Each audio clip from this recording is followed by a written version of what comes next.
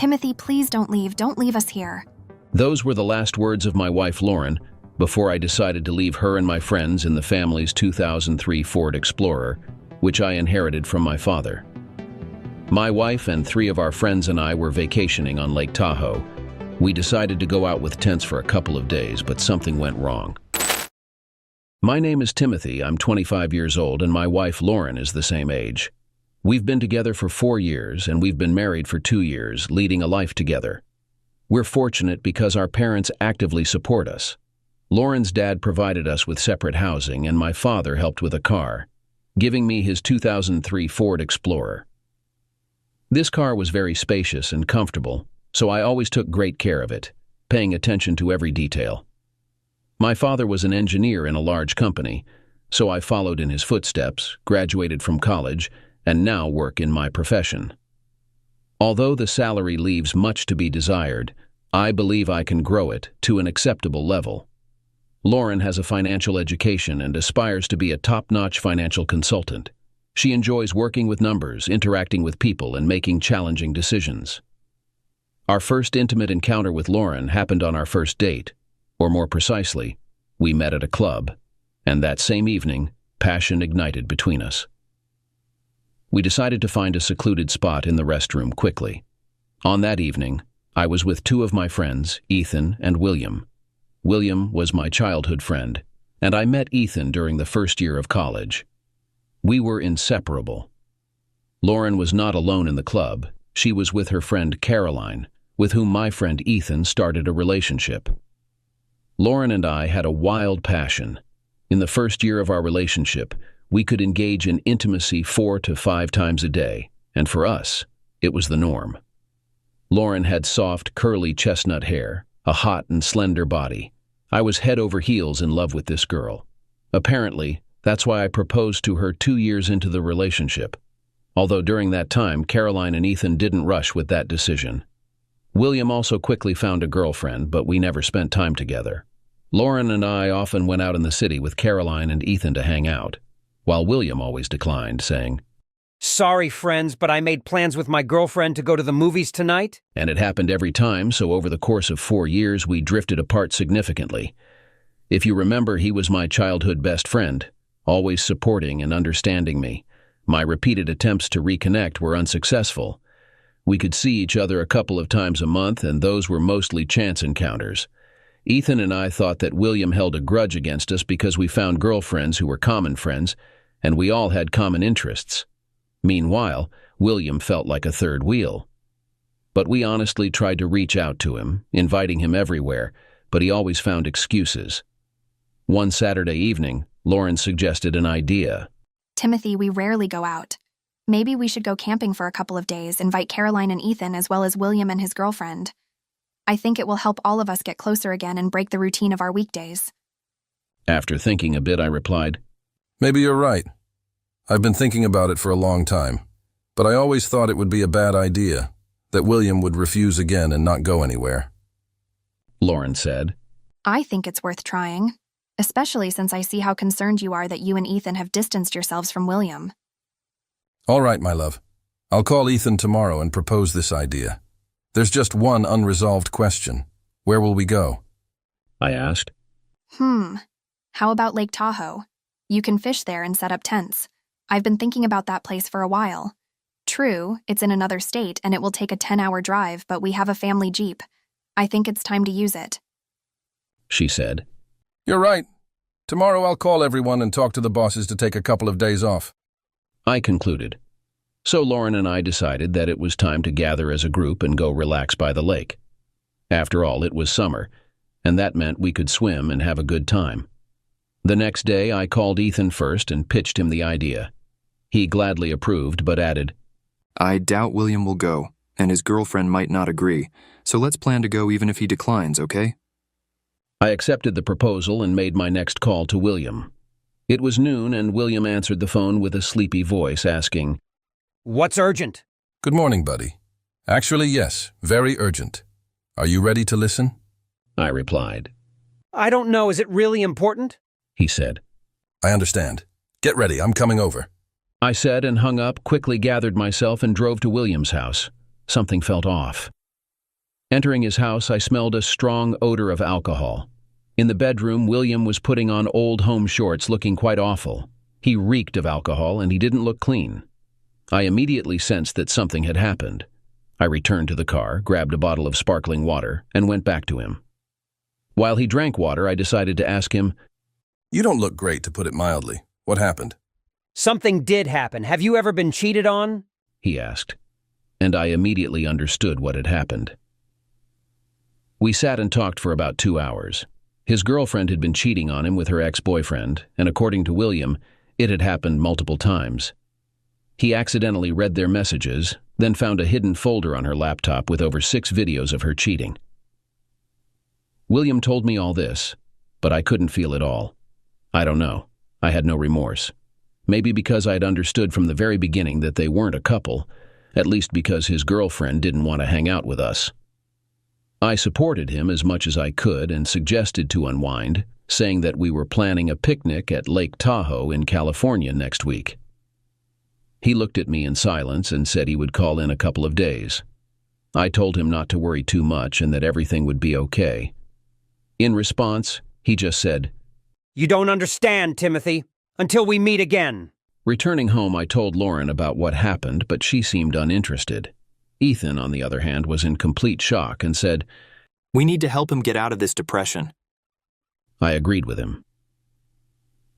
The next few days passed unnoticed, and at some point William called me saying, Hey, buddy, I've come to my senses. I feel so good.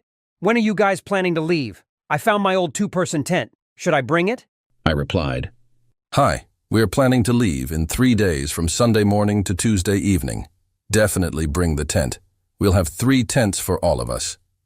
We chatted with him, and I told him that we needed more things because we wanted to make a campfire, fish, and swim. Everyone was excited that William was joining us, and I was also happy about it because we hadn't gone on a trip together for 4 years. Morning came on Sunday, and we set out on our journey. Along the way, we picked everyone up. Lauren sat in the front seat while the others sat in the back. Our trunk was full of belongings. We also stopped at a couple of stores on the way and bought all the necessary supplies. The trip was supposed to take 10 hours, but with shared conversations, it felt like 2, and we were already standing by the lake, near our spot where we would spend the next 2 days. We actually arrived faster than planned in 8 hours. We got there around 6 in the evening, and all that was left was to set up the tents, light the campfire, open the alcohol, and sit together by the fire for some heartfelt conversations. I disconnected from all the household chores and began to immerse myself in the moment. William looked happy, and he got along well with everyone. We first lit the fire and started setting up the tents. We had 3 2-person tents, one for me and Lauren, the second for Caroline and Ethan, and the third for William. It took us 3 hours in total, and by 9 in the evening, everything was ready. We were all very tired, so sitting by the fire, we grilled sausages and had sandwiches. Overall, we discussed the plans for the next day. It was meant to be filled with swimming in the lake, fishing, and exploring the surroundings. I didn't pay much attention, but the landscapes here were breathtaking, like being in a fairy tale. After putting out the fire, we headed to our tents. Since it was summer, it was very warm. Lauren seemed to be in a bad mood. When I tried to find out what was wrong, she just said that everything was fine and went to sleep. About 20 minutes after everyone settled in their tents, I heard faint moans. It was Caroline and Ethan. It turned me on, and I started making advances to Lauren, but she refused. It made me uncomfortable, but I thought maybe she had a headache or just wasn't in the mood. However, the reason was a mystery to me. I fell asleep only after about 40 minutes, when Caroline and Ethan had finished their business, and only then could I sleep properly. I woke up abruptly. Birds were singing outside, and I heard muffled voices. Lauren wasn't next to me.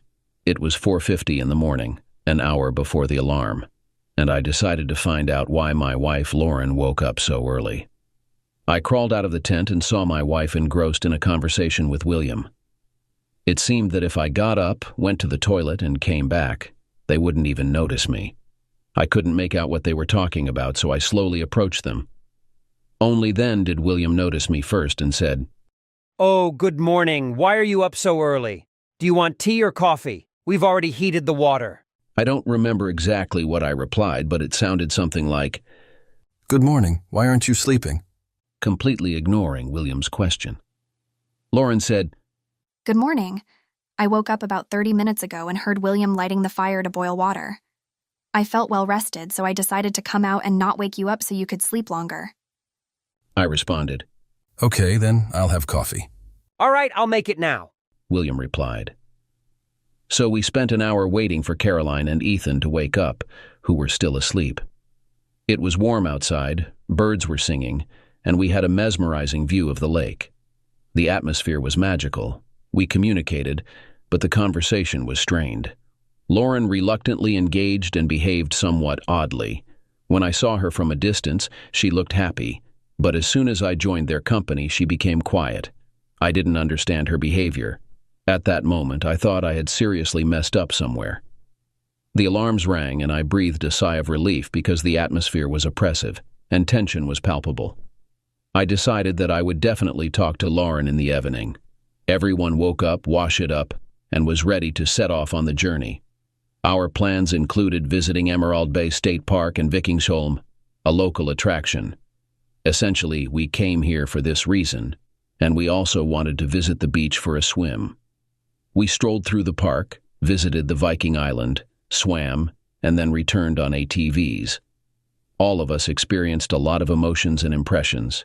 It was a wonderful place, a real source of energy. We took over 1,000 photos and videos in total, and the day left only positive emotions. But there were moments when I felt tense. Lauren distanced herself from me more and more, and I sensed her connection with William. Maybe she woke up earlier, and they spent more time together in the morning. These thoughts circulated in my head and didn't let me rest. I was never paranoid, but here I felt that something was definitely off and needed to be understood. When your wife gives most of her attention not to you but to another man, you can sense it somehow. Also, when we were all swimming, I noticed how William was looking at Lorene in a swimsuit. It might seem like nothing serious from the outside, but for me it was a clear red flag. Returning to the tents, we bought additional firewood and lit a campfire. It was around 7 in the evening. We watched the magical sunset and chatted together. While Caroline and Ethan sat embraced, Lauren and I were distant, and Ethan made remarks. Lauren, why are you distancing yourself from Timothy? Is he biting? He joked. It's just really hot for me. Lauren calmly replied, and at that moment, William took a glass of water and poured it on Lauren. She was wearing a plain white t-shirt, and when it got wet, her intimate upper part became visible. Fueled by anger, I grabbed a cup of boiling water and splashed it on William, causing him to scream and run in circles. What have you done? Lauren shouted, and at that moment William attacked me, swinging his fists. I can't say I was a wrestling master, but I managed to grab William and end up on top of him. Before I could swing at him, Ethan pulled me away and said, What are you doing? And struck me so hard that I blacked out. I woke up in my tent. No one was around. The clock showed 9:30 in the evening. I took Lauren's pocket mirror and looked at myself. There were 2 bruises on my face, one from William and the other from Ethan. At that moment, I thought, did my 2 best friends just take turns hitting me in the face? Because I defended my wife. I wasn't angry at that moment. Rather, I was bewildered because I didn't understand what was happening and where everyone was. Stepping outside, I noticed Ethan putting out the campfire. I approached him, probably expecting an apology, but he said, Are you satisfied? You ruined everyone's evening. Why did I ruin it? William was the first to attack and the first to knock me down. I didn't even have a chance to do anything to him. I replied. Listen, let's talk tomorrow. I don't have the strength for your quarrels anymore. Good night. Ethan said. At that very moment, I heard the lock opening and my wife emerged from William's tent. In her hands, she held a wet towel and a water bottle. The first thing she said to me was, Are you satisfied? What do you mean? I blurted out. I genuinely didn't understand why everyone had become so angry and unfriendly. It's like you forgot, huh? You probably forgot how you attacked William and burned his face. She retorted. What burn? What are you talking about? The water was barely hot. I'm not crazy enough to scald him with boiling water. I said, realizing only later that Lauren was dressed in short home shorts and a thin top, both revealing. It was her usual sleepwear when she slept with me. Let me check on William, and if there's something serious, I'm ready to apologize and cover any medical expenses if needed. No. Came Lauren's sharp response, and she continued. Do you want to harm him again? There's nothing for you to see there. You've already ruined everyone's evening, so go to sleep. With these words, she grabbed the water bottle and went back into the tent, closing it. I didn't make hasty decisions. Without responding, I went into the tent and started thinking about a plan. At that moment, I felt weak, like my opinion didn't matter in this group. So why should I be part of this company? I lay down and began to contemplate. Two men whom I considered my best friends blamed me entirely in an unusual situation, even hitting me, and they didn't even apologize for it. I lay alone in the tent, replaying all the events, and tears rolled down my face out of frustration. I did everything for them, always helped and supported, never raised a hand or shouted at anyone. And now what? I splashed hot water on someone? In general, this situation threw me off balance. I just wanted to take off and go home, alone, but it was too easy. I no longer cared about anything between my wife and my best friend. What bothered me more was that my best friends had betrayed me. I decided to check if Lauren left her phone in the tent, and as it turned out, it was in her bag. An intrusive idea came to me to look into it. In her phone, I found an interesting conversation between my wife and William. I quickly scrolled through it to the beginning of their interaction exactly a year ago. At that time, William had written to her first, complaining to my wife for a long time about how tired he was of his girlfriend, that she wasn't as beautiful, smart, and understanding as Lauren. In return, Lauren sent him her photos, but initially they were ordinary pictures like, "Look at the dress I bought myself." And I sat there thinking, it was my gift to you, not something you bought. Then it got more interesting. They started communicating more, sending each other heart emojis, and Lauren began sending him explicit photos. Sweating in my palms, I continued reading and found out that for over 7 months, every morning, William went to my wife when I left for work. It hit me. Every morning before going to work, I stopped by a cafe to buy coffee. It wasn't far from my home. Often, I met William there. I didn't attach any importance to it. At the beginning of my story, I already mentioned that these were mostly spontaneous encounters with him. William broke up with his girlfriend not because she cheated on him, but because she realized he was cheating on her and dumped him. And all this talk about depression after the breakup was just a lie. What a twist. As it turned out, while I was working, Caroline with Ethan and William with Lauren were meeting and hanging out together, going to restaurants and movies, and my whole world collapsed. I didn't continue reading further. I synced the entire conversation and saved it for myself. They even had a group chat, where the 4 of them planned meetings. I saved that too. There were many photos from their gatherings. I set Lauren's phone aside and just lay there. It was 11:00 p.m., and Lauren was still not back. I didn't understand what to do. I knew my wife was cheating on me just a few meters away, and I lay there doing nothing. I tried to listen, but it was silent. I didn't hear a sound, just complete silence. I realized that if I left the tent now, they would hear me, so I had to act quickly. I gave myself 10 seconds to catch my breath, took the GoPro camera and strapped it to my head, grabbed a hunting knife, quickly cut through my tent, and ran to William's tent. I also quickly cut it from the top to see what was happening below, and there I saw the following. Lauren was lying beneath, and on top of her was William. She was cheating on me. William, unaware of what had happened, raised his head, and I kicked the tent so it flipped over with William and Lauren. Lauren started screaming, and from her screams, Ethan woke up, who immediately came out of his tent. I quickly threw the knife away so he wouldn't think I really wanted to harm someone. He saw the flipped tent with Lauren trapped inside. Apparently, William lost consciousness. Ethan headed towards me. I didn't want to do anything to him, but resentment inside me took over, so I grabbed a stick and ran towards him. He got scared and ran away from me.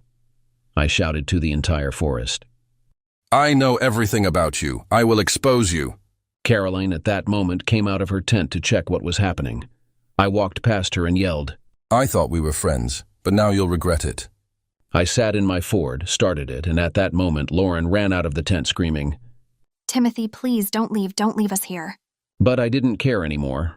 I silently drove away. Arriving home by morning, I called my father and explained the situation. He told me not to do anything stupid and gave me his lawyer's contacts. I quickly contacted him, and he explained the further plan of action. At home, I took $60,000 in cash that Lauren and I had saved for our joint trip over 3 years. I took this money and all my things, then went to the police to file a report against William and Ethan, stating that they had attacked me and caused injuries. Next, I rented a place for myself for some time. The lawyer told me not to have any contact with my wife under any circumstances. She would receive a notification, and within a couple of months, we would have to get divorced. I transferred my Ford to my father's name so Lauren couldn't take it from me. Since we had no children, the divorce process was supposed to be quick. After 4 days, I was informed that my former friends had returned home, but they didn't know it was just the beginning. They didn't know where I lived, and Lauren tried to contact me to find out about the money, but I ignored her. The first court hearing took place after a month and a half, where William and Ethan were supposed to compensate me. Then, half a month later, there was a court with Lauren, and we officially divorced. Throughout this time, they wanted to talk to me, but I attended all court hearings with my bodyguard and lawyer, and they defended me. Winning all the court cases, I got a part of Lauren's house and compensation. I no longer wanted to stay in this city and state, so I planned to move. Lauren tried to contact me every day, but I didn't respond. On the day of my departure, I hired 5 people who were supposed to come to William and Ethan's house at night, knock on the door, and break the windows to provoke them and put them on their knees. A week later, after I moved, I received 2 videos, each featuring my former friends asking for forgiveness. At that moment, I decided to post all the photos and intimate messages of my friends online. I sent compromising photos to Lauren's parents, and if they were against me before, now I calmly spoke to them on the phone, and they forgave me. I decided to move to California and start a new life. I had enough money to live comfortably for at least a year or a year and a half. During this time, I want to build my online business and not work a regular job anymore. I don't know how my fate will unfold, but now I spend more time alone and explore interesting places and landmarks. I haven't found a new girlfriend, and I'm not looking for a relationship, at least not now. I am focused on my development, and I'm confident that sooner or later, everything will work out for me. Thank you for listening to my story. That's the end of the story.